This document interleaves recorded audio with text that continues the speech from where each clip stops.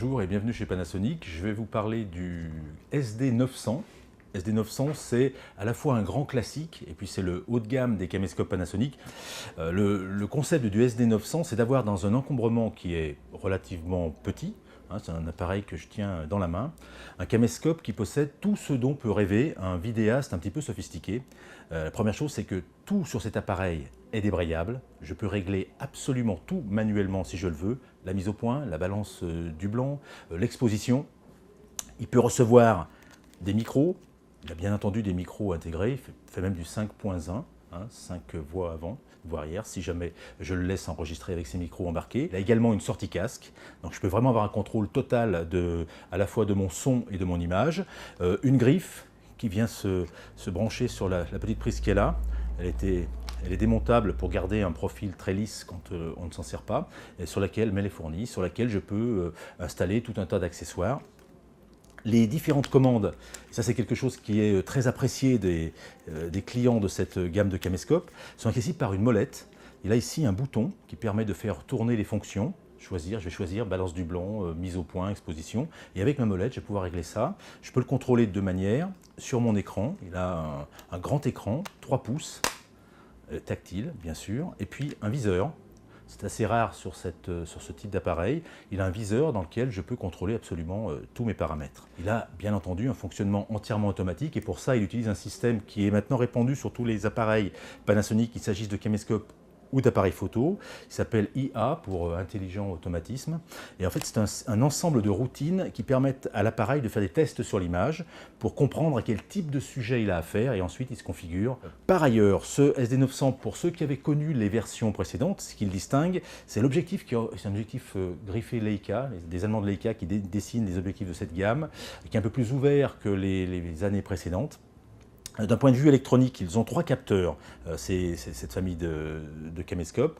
Un capteur par couleur primaire avec un prisme devant. Je sais pas, vous vous rappelez à l'école, quand la lumière traverse un prisme, ça décompose la lumière en couleur primaire. Et là, il y a un capteur par couleur. Ça garantit une séparation des couleurs qui est impeccable et donc une fidélité de restitution des couleurs qui est absolument impeccable. Et ces capteurs sont de grande taille. Ça lui permet d'avoir une sensibilité en basse lumière. C'est vraiment le point crucial sur les caméscopes grand public, la sensibilité en basse lumière, qui est vraiment excellente. Le 700 était déjà très bon de ce côté-là, le 900 est encore un petit peu meilleur. Et puis il a également une caractéristique qui est très à la mode, c'est que donc c'est un caméscope très très classique, vraiment aussi bien au niveau ergonomie, au niveau fonctionnement, c'est vraiment un caméscope classique, mais qui peut, si je veux, me faire quelque chose d'extrêmement moderne. Je peux l'équiper d'un adaptateur qui vient se visser au bout, comme ça, et qui lui permet d'enregistrer en 3D. Donc l'idée, pour ce qui est de faire de la 3D, dans un premier temps, sachant que initialement la 3D, ça va être une application qui est ponctuelle, même pour un amateur passionné. Donc l'idée, c'était de conserver la totalité de la chaîne de montage, y compris lorsque je fais de la 3D.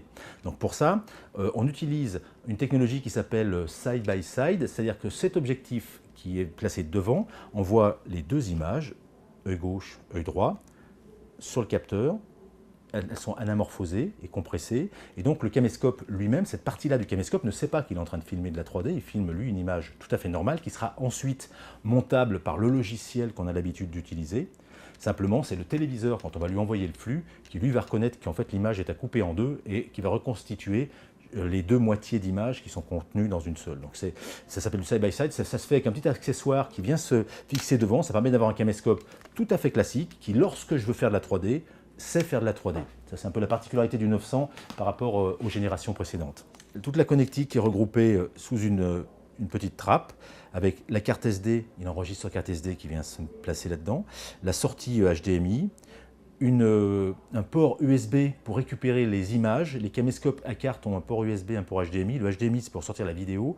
L'USB, c'est pour récupérer les photos. Il peut également faire des photos comme un caméscope. Et puis, une sortie audio-vidéo standard pour les gens qui ont un téléviseur qui n'a pas d'entrée HDMI.